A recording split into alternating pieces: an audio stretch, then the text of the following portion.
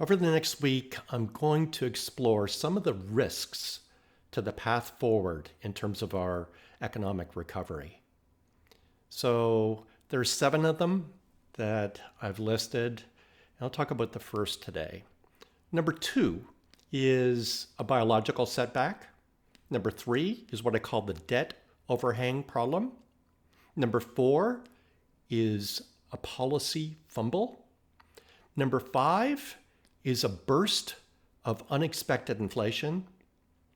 Number 6 is political, and it's called an October surprise. Number 7 is called the fire drill, and this has to do with lessons not learned during this crisis. But today, I'm going to start it out. And the first risk is called rose-colored glasses. So what do I mean by that? So this is a very unusual recession. It started in February 2020 with this crisis, and the economy went off the cliff. We had numbers that we'd never seen before historically. And indeed, I've called this the Great Compression.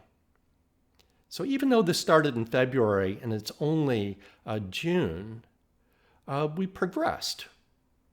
And we're in the phase of hopefulness.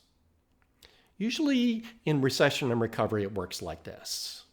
That in the late stages of recovery, there's good economic times, and people tend to discount any bad news. They just want it to continue, and they don't look at the cracks.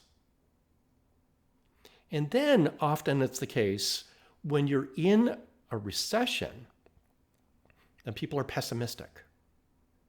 And any piece of good news is discounted, and you extrapolate the bad news. And often this prolongs a recession because people are not confident enough to go out and spend or hire new employees or make a capital investment. Again, this is different in this great compression because what we're seeing right now is, again, this hopefulness. And there are some good reasons to be hopeful, but we need to be careful not to be naive and overconfident. So an example of extrapolating a piece of news that seemed like good news was the employment report of last Friday, where the unemployment rate was announced to be 13.3%. So I looked at that number and it made no sense to me. There's something wrong. And you just need to go to the employment report and do the math yourself. And it's really simple. You look at the people that were in the workforce in February 2020. You look at the employment in May 2020. The difference is essentially the people that are not working. If you divide that by February 2020, you get 16.6%, which is far from the 13.3.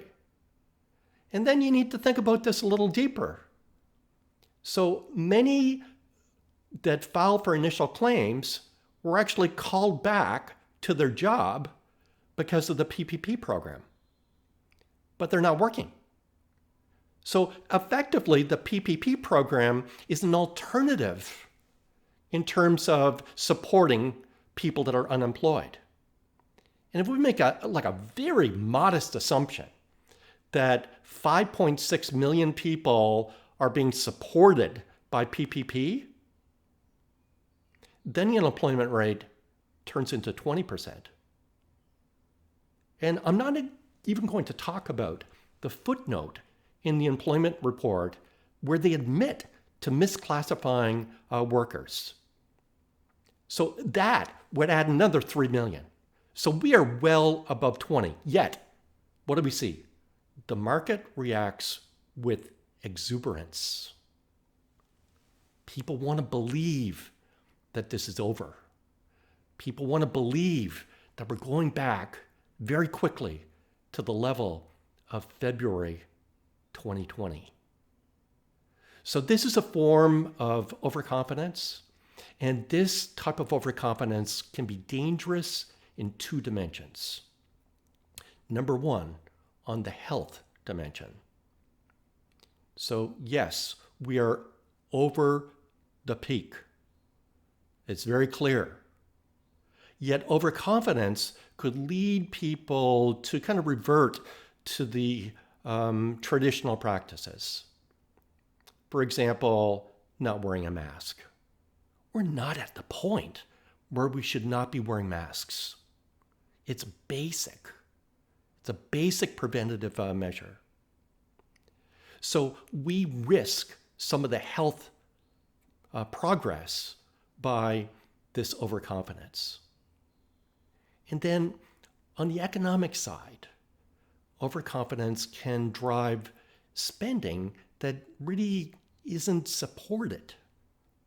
So what I mean by that is if you really believe that the economy is going back to the point that it was in February 2020 very quickly, then you might be led to spend more than maybe you should if you're prudent.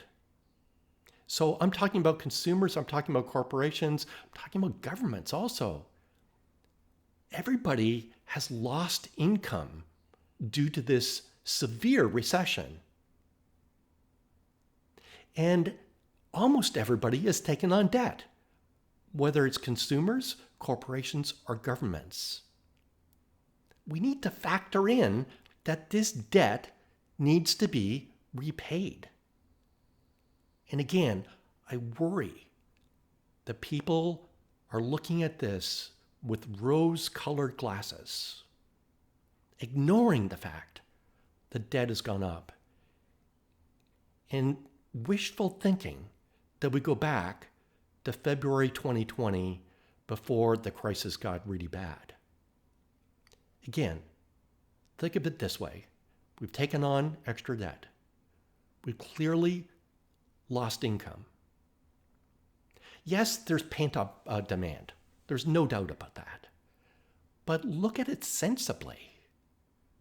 So, for example, I've got a favorite restaurant that I go to once a week. Well, maybe there's some pent-up demand, but I'm not going to that restaurant every day for the next 3 weeks. So you need to take this into account. So I do not believe that a V-shaped recovery is a credible scenario. And I worry that we could be derailed.